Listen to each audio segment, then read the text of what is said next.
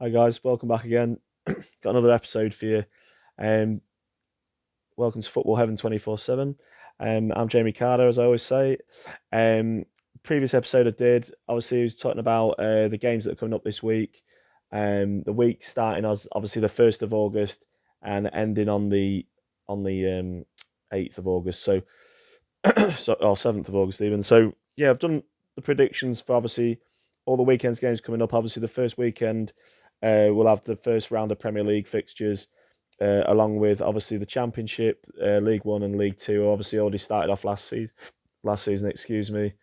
And then we've got the national leagues and all the non-leagues starting up this weekend as well, which I forgot to mention in the previous episode. So that's what's going on. Going back a month or so ago, I made some predictions on how I thought the Premier League table would end up by the end of the 22-23 season. Now, a month's passed by. More transfers have come in for the different teams in the Premier League, especially at my team, Nottingham Forest. They've brought in 13 players now, and there's potentially another three more players to come in. Talk of Aaron Ramsey coming in at Forest. Talk of potentially Cherams maybe still might come in. They're also there's a few things going on in the pipeline at the moment. Morgan Gibbs White is potentially could still sign for Forest. Sheffield United are wanting 20. Sorry, Wolves are wanting Wolverhampton is parent club are wanting 25 million, which I think is a bit steep, considering he's only had one really good season in the Championship last season. So it'd be interesting to see who they pick up. Looking at the other teams, obviously I've said it in previous episodes. Gabriel Jesus, he was not on loan. I said that by accident in my last episode. He was bought for 45 million, as we know, from Manchester City. I think he's going to be the crucial turning point for Arsenal. I think you're going to see some massive changes for Arsenal as long as they don't get injuries. Because with that in mind, I've gone for Arsenal to be challenging for the title with Liverpool and Manchester City this season. They'll be the outsiders. I was saying and looking strongly at Tottenham, but when I think about Arsenal in general, I feel if they can get the defenders working right, the midfield is very strong. Really young players coming through. They've got the youngest team, I think, in the Premier League, uh, and the team probably with potentially the most talent long term if they can keep that squad together. So I'm expecting big things of Arsenal this season. I was thinking it of Spurs about a month ago, but I'm looking at it now. I'm thinking more Arsenal over Spurs. With that in mind, I'm going to do my predictions on the table on my most revised table. I will not change this now. This will be my predictions going into this weekend's fixtures, the start of the Premier League. Um, yeah, so this is what I'm going to go with, based on new signings that have come in over the last month since I've made my original predictions. In my original predictions, I did Manchester City to win the title, and Spurs to finish second, and Arsenal to finish third. But I'm changing it around quite a bit, so you're going to see that now. Anyway, I'm going to go through my predictions. I'm going to go through a few reasons why we want some of the teams as I go along. But I'm not going to go for Manchester City to win the title now. I know they've brought in Haaland. Grealish is yet to prove himself. He had not a great season last season for someone that was bought for 100 million. Um, so I don't think Jack Grealish is going to get much better. I personally thought that he looked good at Aston Villa because they were like a mid-table sort of Premier League team, and he stood out a bit in that team. But I didn't think he was good enough to be labelled as a £100 million player. I don't think it was fair on him either to have that labelled on him after only a couple of decent seasons in the Premier League with a team that, let's face it, didn't finish that high up in the Premier League. Only finished 17th, and I think I can't remember the second season. I think they finished like 12th or something or 11th. But they didn't do they didn't do anything amazing. Let's put it that way. But they've done well for that club. But to go into Manchester City is a whole different ball game.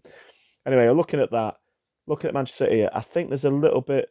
They have got these players in. Haaland's come in. Calvin Phillips has come in. There's been a few players that have come in, but I just feel that they've lost Sinchenko to Arsenal.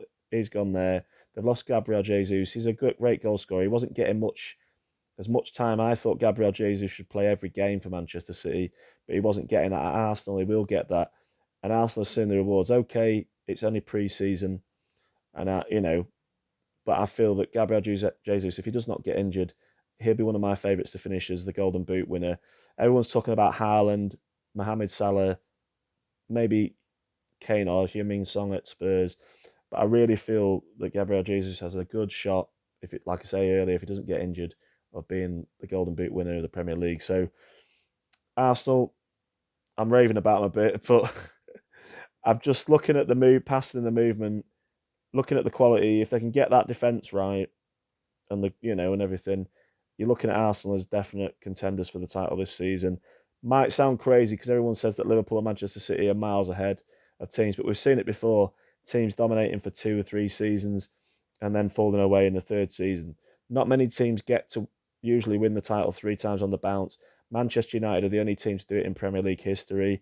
In Football League history, I believe they're the only ones as well to win it 3 times on the bounce. So I'll have to check that fact for sure. But anyway, go through the season. Liverpool are still looking really strong. Nunez, Salah's looking great. A lot of the players at Liverpool are looking great. They won the Charity Shield. I forgot to even mention that, which is absolutely crazy. They won the Charity Shield by winning 3-1.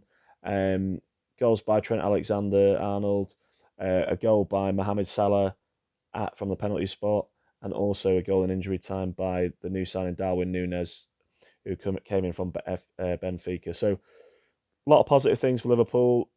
I don't know what the hell I was thinking when I did my predictions a month ago. Liverpool are going to win the title. No one's going to believe me because they're going to say Liverpool will bottle it because they've only won it once. But I'm definitely going for Liverpool to win it again. I'm going for Arsenal to run them close and Manchester City to in second and Manchester City to finish third. Now, people will go, you're absolutely crazy. Manchester City will win the title easily, etc., all the rest of it.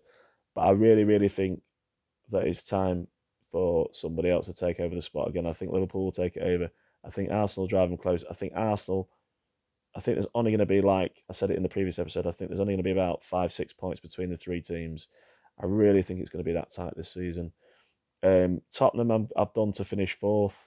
Manchester United, they're a work in progress, but in a couple of decent players, Lisandro Martinez, a couple of other lads who have not really heard much about, but we'll see how they get on.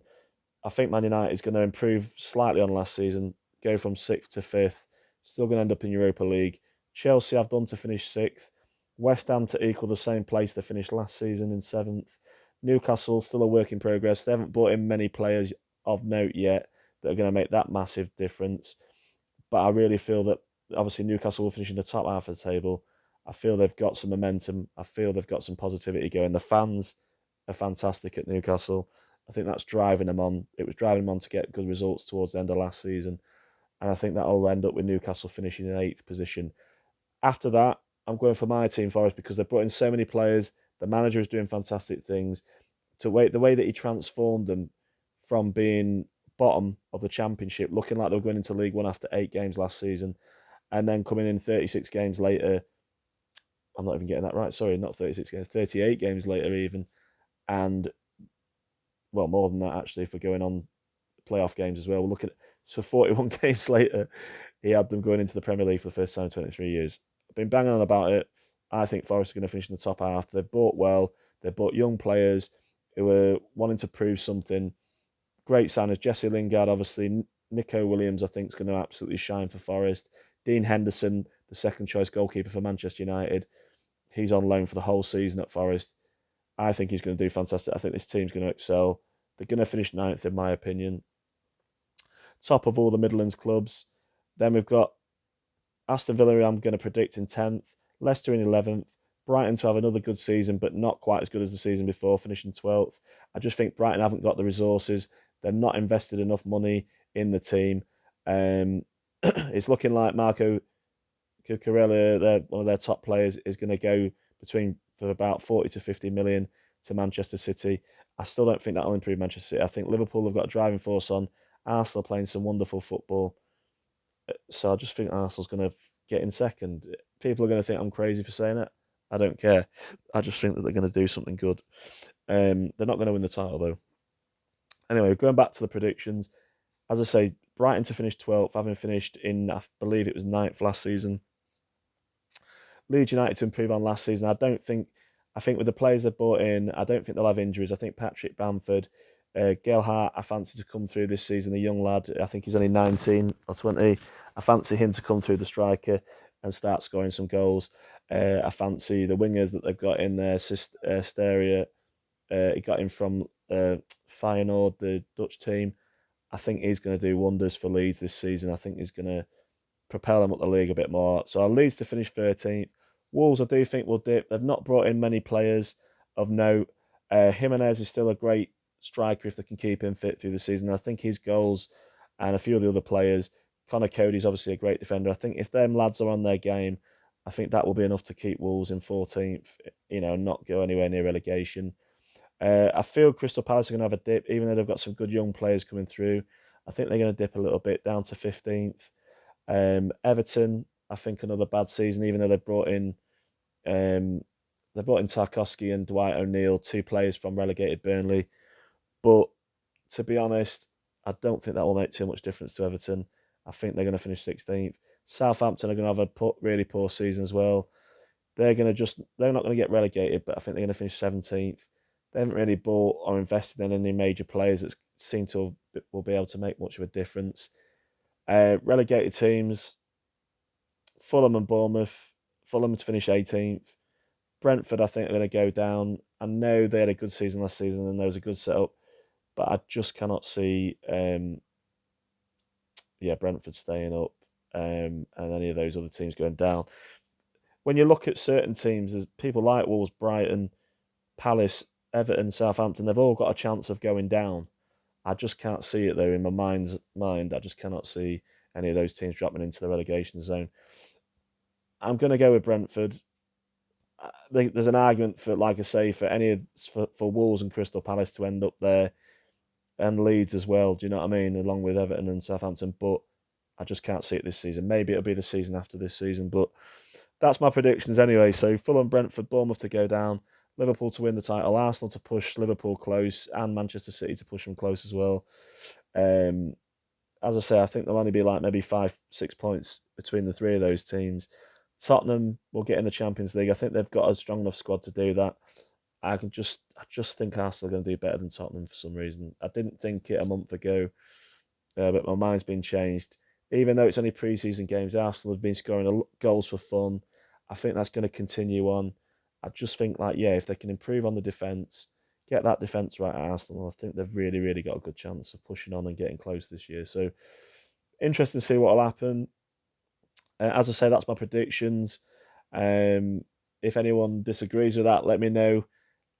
Underneath in the comments, see what you think about it. But that's going to be what my Premier League predictions are going into the new season. So, this has been Football Heaven 24/7. Thank you for your support. Really appreciate it. Keep continuing to like and subscribe.